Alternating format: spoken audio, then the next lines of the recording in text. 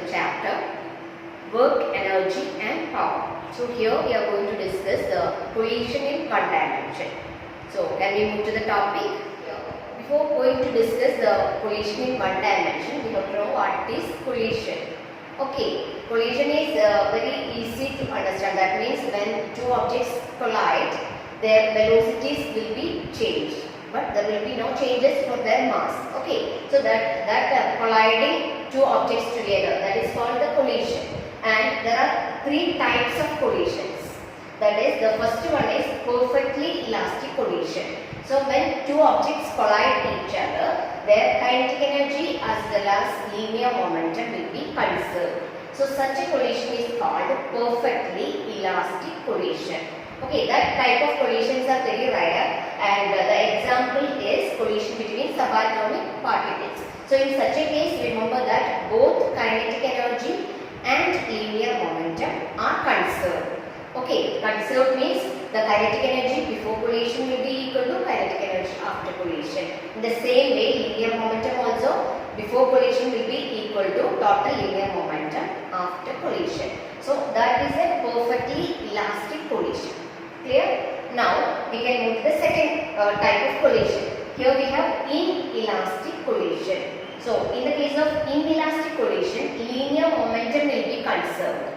So linear momentum is conserved means total linear momentum before collision will be equal to total linear momentum after the collision. But kinetic energy will not be conserved. Okay, there will be change in kinetic energy after collision. So that is linear momentum is conserved but kinetic energy is not conserved means that is an inelastic collision. Okay, so the examples are many examples we can see for inelastic collision. Suppose there are two vehicles colliding each other. In the case of accidents, okay, we can see that in such a case the kinetic energy will not be conserved. Okay, but the linear momentum is conserved because there is no changes for the mass. Right, now the perfectly inelastic collision is the third type of collision. Perfectly inelastic collision means here also the linear momentum is conserved but kinetic energy will not be conserved, and one more condition is that means after the collision the two bodies will move together as a single system. Okay, they will stick together and they will move as a single system after the collision. Such a collision is called perfectly inelastic collision. So remember that here the linear momentum only is conserved, and after collision both bodies will stick together and it will move as a single system. So we can see some examples, that is a moving bullet embedded in a stationary wooden block. Suppose we have a stationary wooden block and when we fire the bullet on that, then we can see that it will move together. So that is a perfectly inelastic collision. So we have to remember the three types of collision. The points are, first one is perfectly elastic collision. In that case, kinetic energy and linear momentum are conserved. But in the case of inelastic collision, only the kinetic energy is conserved, only linear momentum is conserved but kinetic energy is not conserved.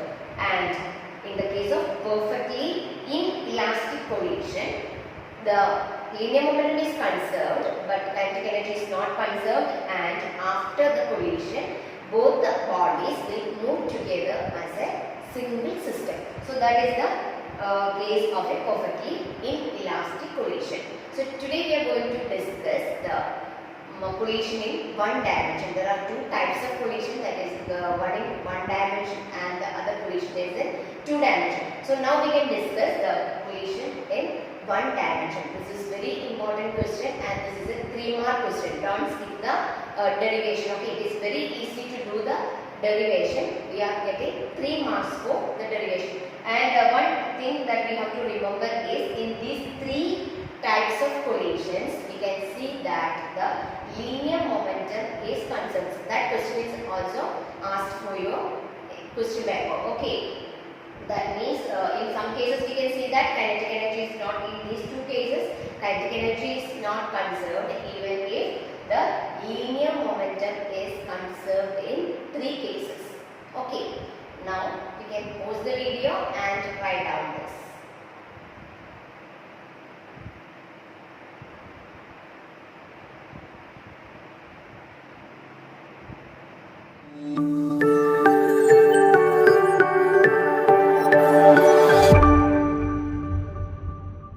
Now we can move to the derivation of elastic collision in one dimension.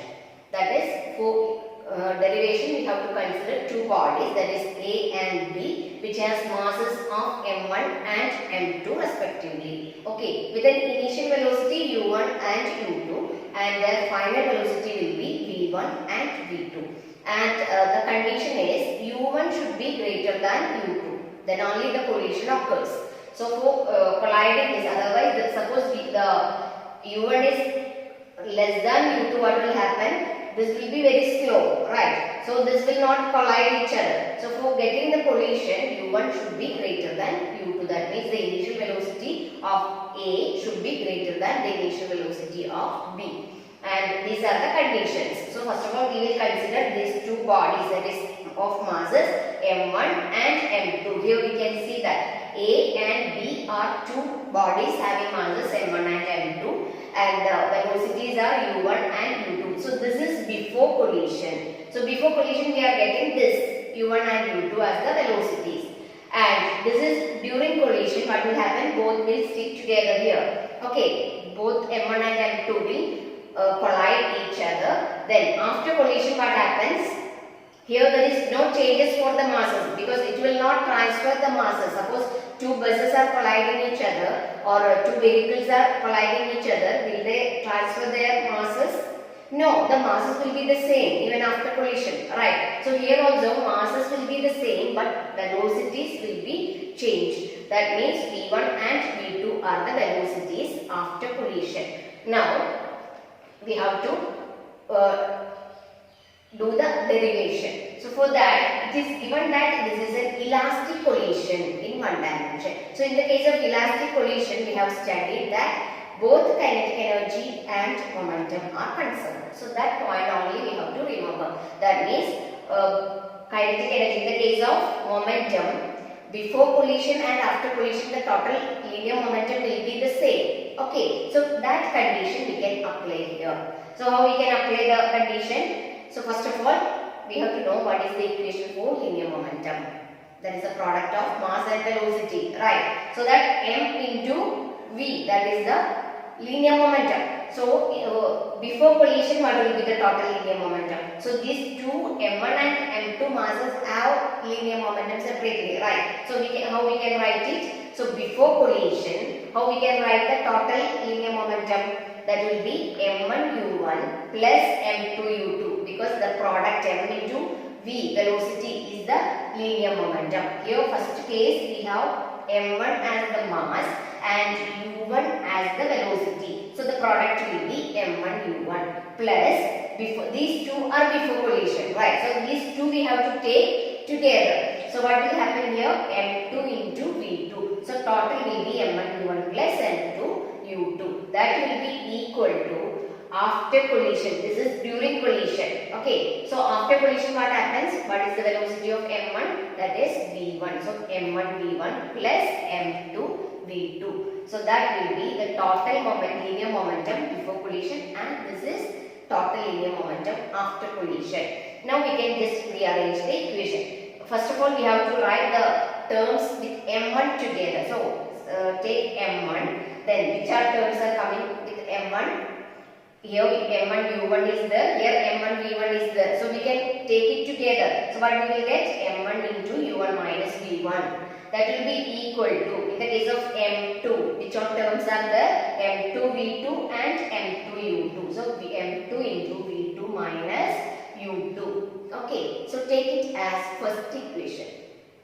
Now our linear momentum part is over. Now we can take the second condition, that means kinetic energy is conserved. So in the case of kinetic energy, which equation can be used? Yes, what is the equation for finding kinetic energy? That is half mv square, right? So here we have to write that in the case of before collision, what will happen? m1 and u1 are the velocity, means mass and velocities of A and B has m2 and v2, right? So how we can write the kinetic energy before collision? So the sum of these two.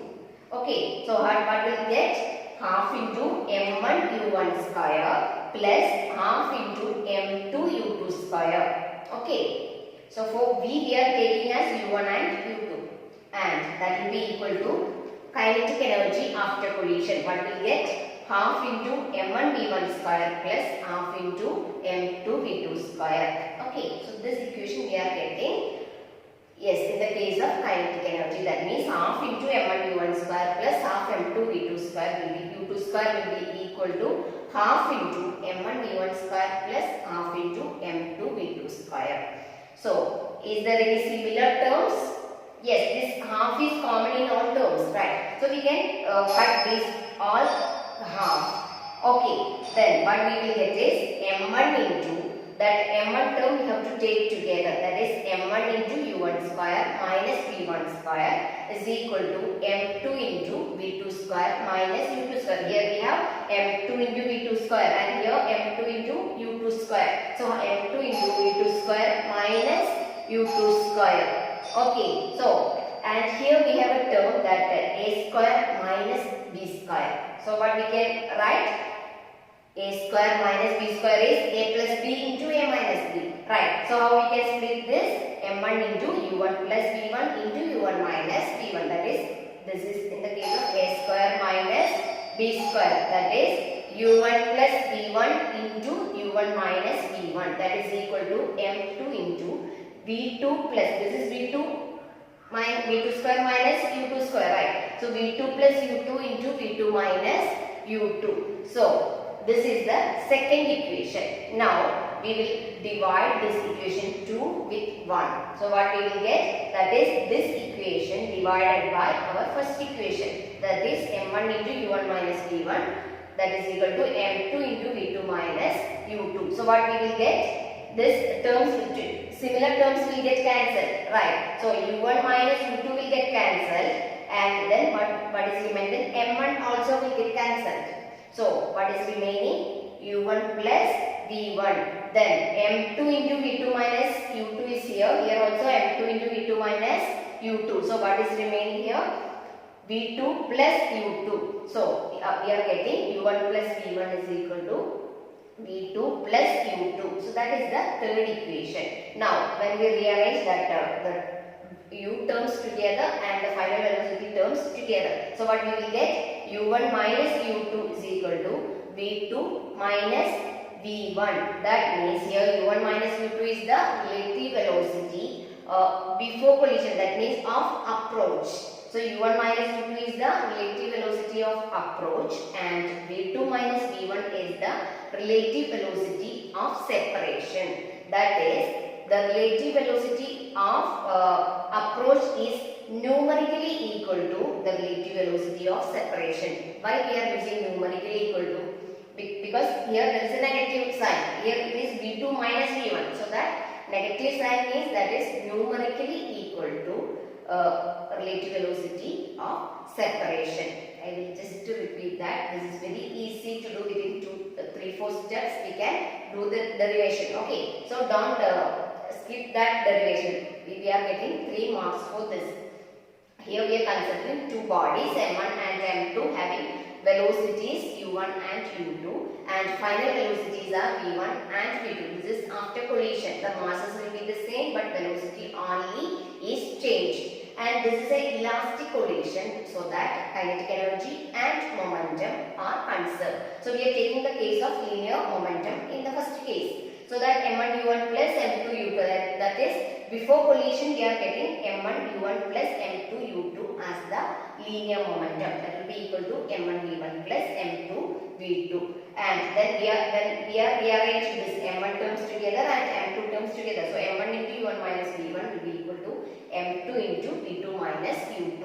So that is first equation. And in the second case we are taking the kinetic energy is conserved, right? So what we will get? Kinetic energy is half m1 u1 square plus half m2 u2 square will be equal to half into m1 v1 square plus half into m2 v2 square. So here half will get cancelled and we are writing the together and m2 terms together. So we are getting m1 into u1 square minus v1 square will be equal to m2 into v2 square minus u2 square. And this is similar to a square minus b square, that is a plus b into a minus b. So m1 we write in the same way, then into u1 plus v1 into u1 minus v1, that is equal to m2 into v2 plus u2 into v2 minus u2, and this is taken as the second equation. Now we are dividing the second equation with first equation.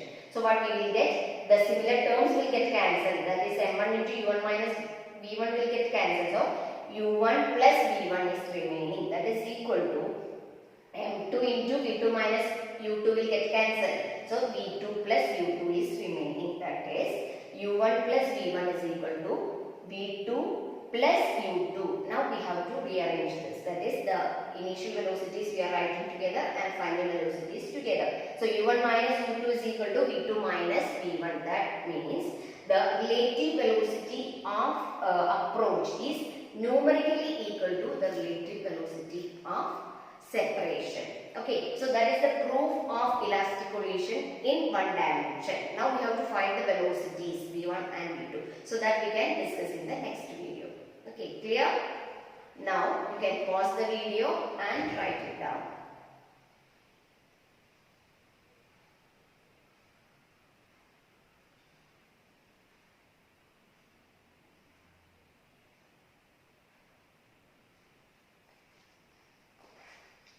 Now we can wind up the video. If you have not yet subscribed the channel, please subscribe for more videos.